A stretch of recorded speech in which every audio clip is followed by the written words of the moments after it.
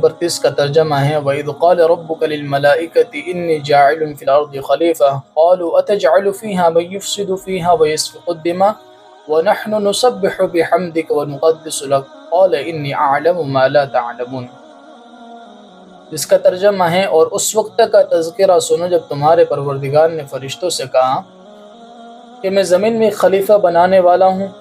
فرشتے کہنے لگے کہ آپ زمین میں ایسی مخلوق پیدا کریں گے جو اس میں فساد مچائے اور خون خرابہ کریں، حالانکہ ہم آپ کی تسبیح اور حمد اور پاکیزگی بیان کرنے میں لگے ہوئے ہیں۔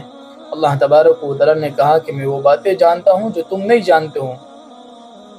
اس آیت کریمہ میں اللہ تبارک و تعالی نے فرمایا کہ فرشتوں سے کہ میں زمین میں ایک خلیفہ بنانے والا ہوں۔ پچھلی جو آیت گزری آیت نمبر 22 میں، وہاں پر صرف اللہ تبارک و تعالیٰ کی عبادت واجب ہونے کی نہایت مختصر اور سادہ مگر مضبوط دلیل یہ دی گئی تھی کہ جس نے تمہیں پیدا کیا وہی عبادت کا حقدار ہے، مستحق ہے۔ اور آیت نمبر 28 میں کافروں کے کفر پر تعجب کا اظہار بھی اسی بنا پر کیا گیا تھا۔ اب یہاں سے انسان کی پیدائش کا پورا واقعہ بیان کر کے اس دلیل کو مزید پختہ کیا جا رہا ہے۔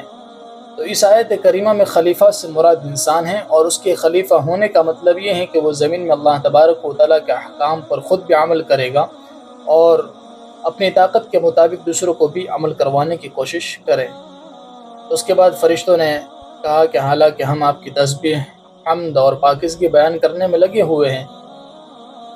تو یہاں پر فرشتوں نے جو بات کہی تھی، تو یہاں پر فرشتوں کا جو منشا تھا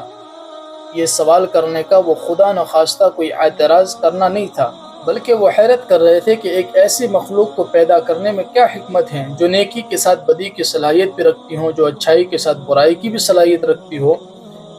جس کے نتیجے میں زمین پر فساد پھیلنے کا امکان ہوگا۔ تو مفسرین نے